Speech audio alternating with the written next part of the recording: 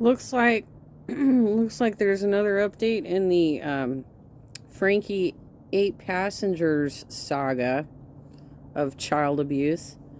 This is the other sister. We already watched Bonnie's tear-filled, self-centered display of privilege and riches, and how she was finally going to get a facial, right?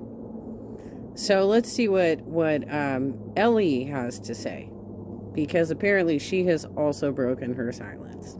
Hey guys, it's Brit. Tonight we're here to react to a video from Ellie, who is Ruby Franke's sister. She went ahead and broke her silence on this entire Franke tragedy that has been unfolding as of lately.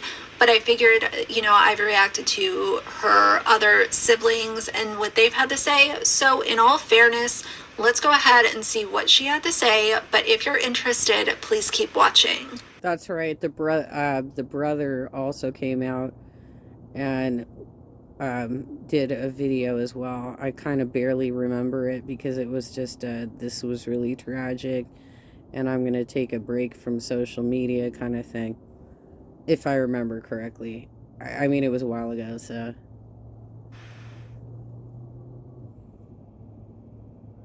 I don't know why you do that, Britt. Like, nobody can read that bullshit. All right, you guys, so she has her child in this video with her, so I will have to be a little strategic with the blurring, but let's just hear what she has to say. Initially, Jared had come out and... Wow, we're already off to a bad start. She put one of her kids in the video? Come on, Ellie. Have you learned nothing? Have you learned nothing from this experience? Oh my God, even. Said that she wasn't going to speak on anything, and that's just the way that it was going to be. But I guess, people change their minds, people change how they feel about situations, and now she is ready to talk. So let's just start at the top and see what she has to say. My heart is racing. Got yourself a cracker? Got yourself a cracker, yep. Hi. Hi. Why? You have been my joy. You have been my joy the last few months, especially. I have not been doing well at all. I have been thinking about a video, thinking about making a post, wanting to talk, but then my mind goes blank. It goes black. I have no words. So I thought today would be fun to show you what I've done for my mom and sisters in the meantime during our chaos. Over the last few months, I have felt so much grief and so much sadness and so much shock. And I thought I was doing better. I'm nursing my baby, and I lost quite a bit of weight.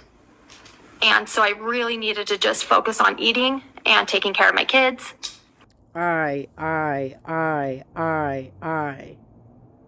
Well, I guess, this is how the family grew up, right? Right, Ellie? And social media work was the last thing on my mind. Mm-hmm. And I thought I was doing good, and I'm just having a really hard time. But I haven't wanted to let a lot of time go by. I've wanted to say thank you for your messages and your thoughts and prayers, but my heart has been very heavy. So a few weeks ago, I thought, I've been so sad and so blue, and there's one woman in my life that I just always think about and I love, and it's my grandma. I was 5 years old when she passed away, and I think about her all the time, and she's kind of what is the glue that holds our family together. We all just loved my grandma, and this was her ring, and she wore it on her pinky finger, and I don't know how I was able to get it, but I got it, and I used to wear it on my pinky. Oh, it's fitting right now, because I've probably lost some weight in the last few days. I couldn't do that a few weeks ago, but I used to wear it on my pinky finger when I would nurse my babies, and then when I was on the other side, I would take it and I would put it on my other finger. So I used to do that when I was nursing my babies, and I love that ring. And I've been thinking about my mom a lot. We've just been through a lot. And I've thought about that ring, and I've always wanted to have it sized, but it's too thin of gold. It won't fit. And I thought, I'm going to get me and my sister's matching rings. So I took it to our local jeweler, and I said, I want you to replicate the ring. And so he replicated it just like my grandma's ring. But he left it so it's easy to size.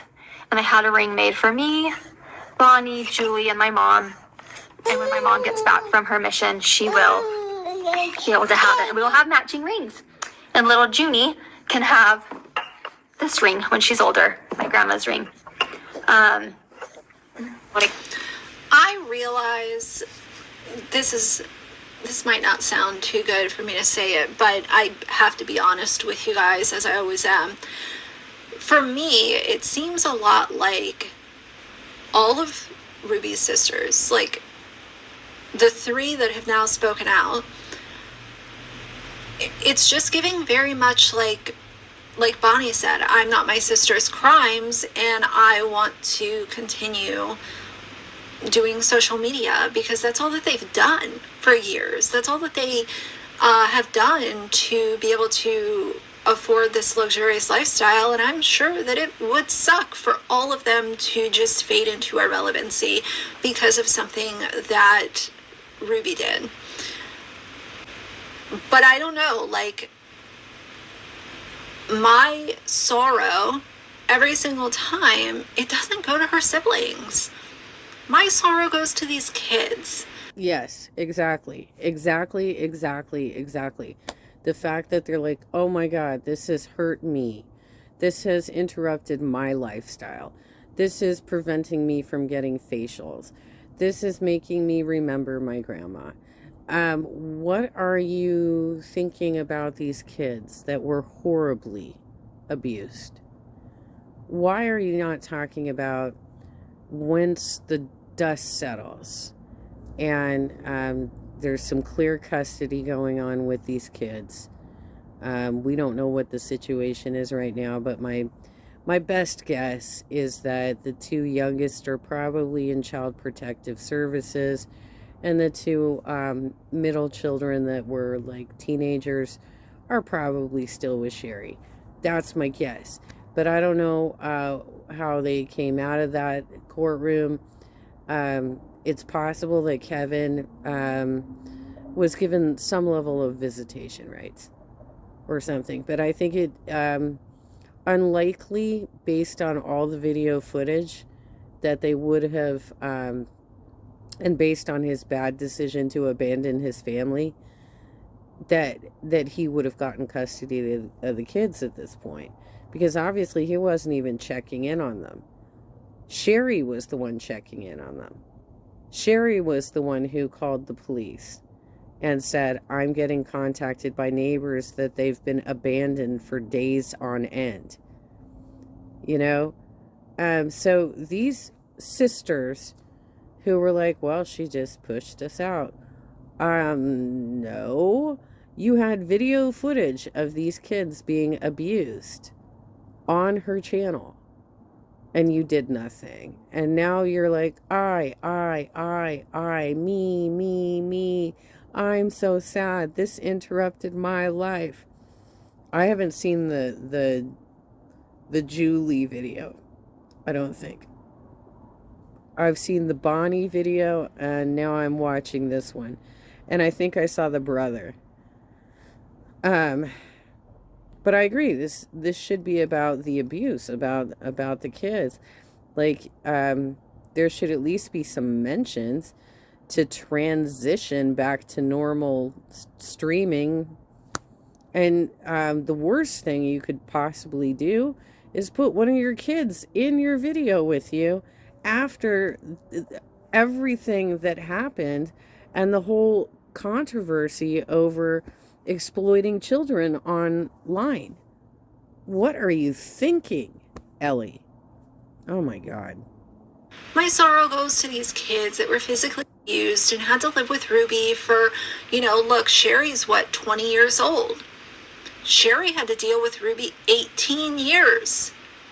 Mm-hmm. Chad had to deal with Ruby 18 years before he moved out.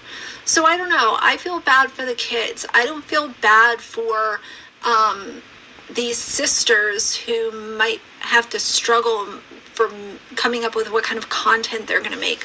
I'm sure that it's very difficult, and I can have a little bit of sympathy for that, but as far as my genuine sorrow, I don't feel sorry for family vloggers who chose to exploit their children to make a profit, and now one of them was exposed as an awful child abuser, and the siblings are kind of sitting here like, well, how do we continue making content?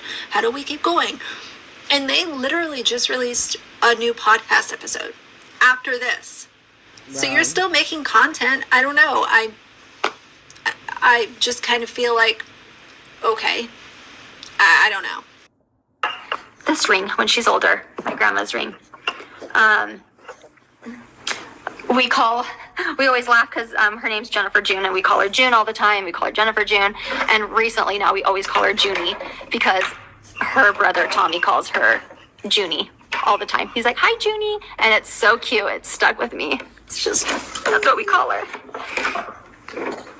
But when my mom gets home, she will have a ring, and I'm really excited. It brought me joy. It brought me joy to go think of the ones I love, to do something, to write them a letter. I've had a hard time wanting to get on social media because I don't want to get on. I want to go to my therapist to talk to things and to get over my grief and to cope. I don't want to come to social media and do that. Can you explain exactly what your grief is?